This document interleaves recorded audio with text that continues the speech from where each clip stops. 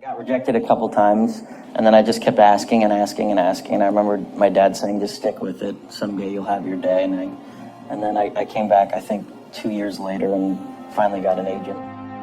Differential of somebody winning and losing has nothing to do with their genetics, has nothing to do with their potential.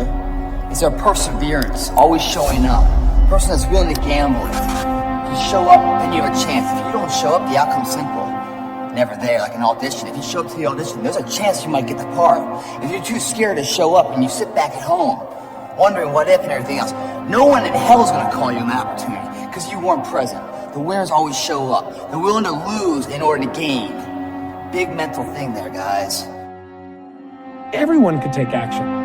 Literally, if it's that simple, if all it takes to succeed is the ability to know what you want, take action, know if it's working, and keep changing until you get what you want, how come everybody doesn't do it?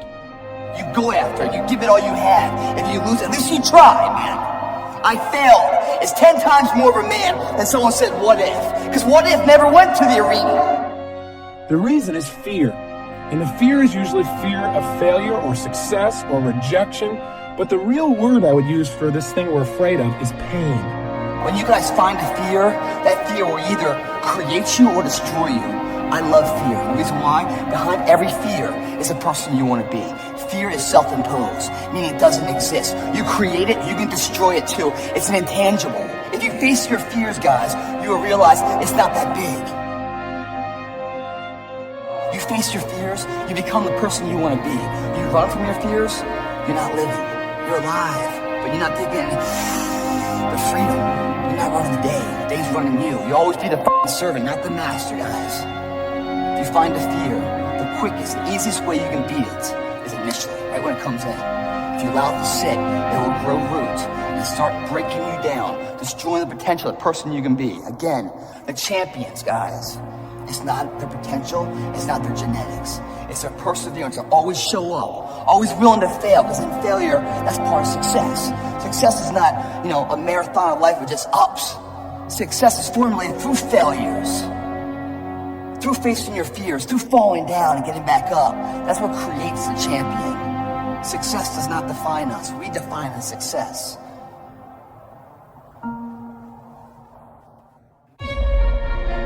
When you come up with excuses for why other people are successful and you're not, that is dangerous.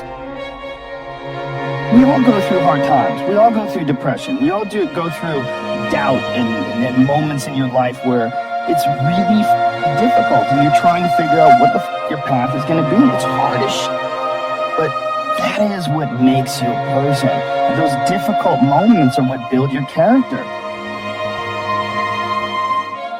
Every transformation always gets worse before it gets better. It's supposed to be that way. The journey you're embarking on is not an easy path.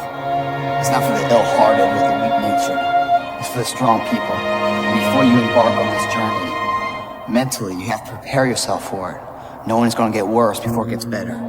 When you embark this journey, you must know that it's going to go down before it comes up. But when it comes up, it's going to go so much higher than you've ever been. Sacrificing today for tomorrow's betterment. You have to be equipped mentally to endure this process. Knowing what you're about to go into is step one. Knowing it's an uphill battle, but a winnable one and one that's achievable. And at the end of this race, guys, you're going to be more capable. The first step, guys, is knowing it's a tough road. But through that effort, builds the character of the person you want to be at the end. Accept that. If you believe it, your body physically will find a way to make it happen.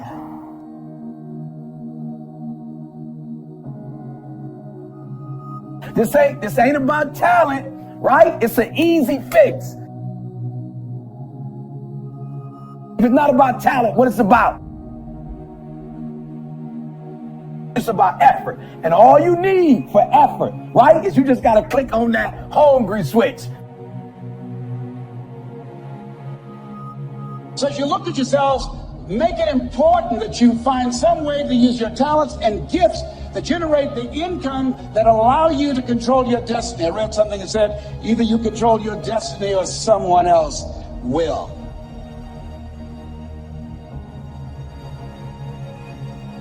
Hungry hungry switch. Once you click that switch on, baby, it's nothing you can't have. It's nothing you can't be. And it's absolutely nothing you cannot do.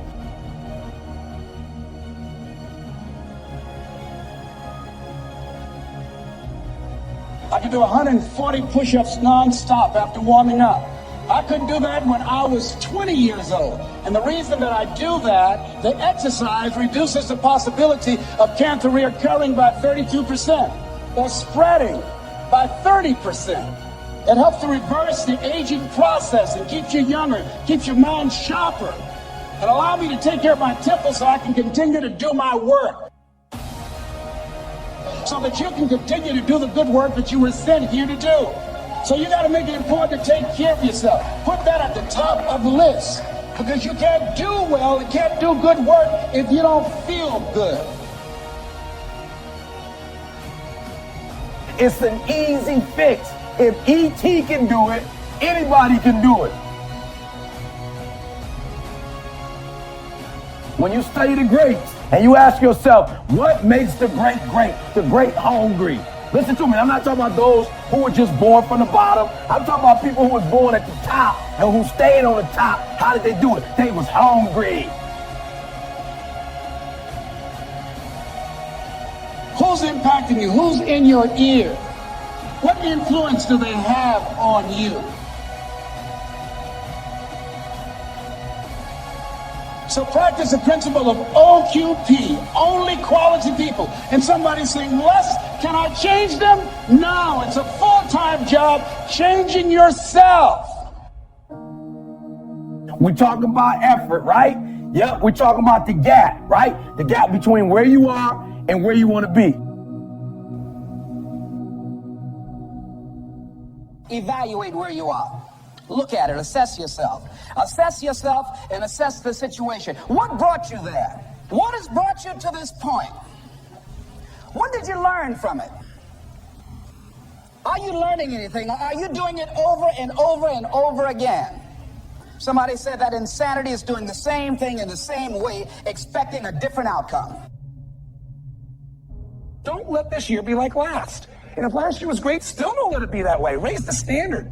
If your life is perfect and extraordinary, you darn well know you're not going to be happy unless you keep making it better.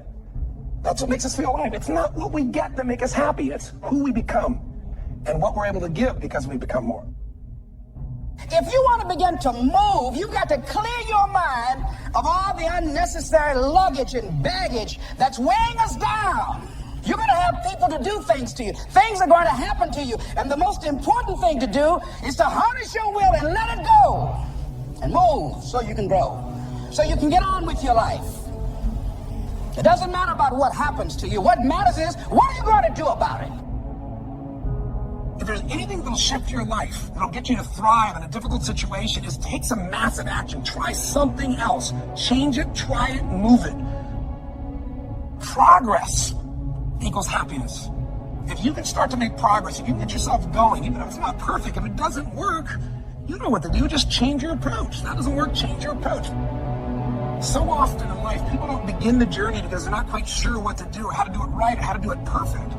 You want to change your body? Get yourself moving. Don't wait for the perfect trainer. Just go out there and move. Put on your shoes and move and get momentum. I'm going to turn this situation around. I'm not going to sit back and moan and cry over what happened and what went wrong and who did what. I'm going to do something about this situation. The other thing is, take full responsibility for your life. Accept where you are and the responsibility that you're going to take yourself where you want to go. Someone said we have two primary choices in life. We can either accept conditions as they exist, or we can take the responsibility to change them. See, a lot of people want to exempt themselves from taking responsibility. All they want to do is talk about the problem. Every time you see them, they'll tell you their story over and over and over and over again. No. You want to take responsibility for your life.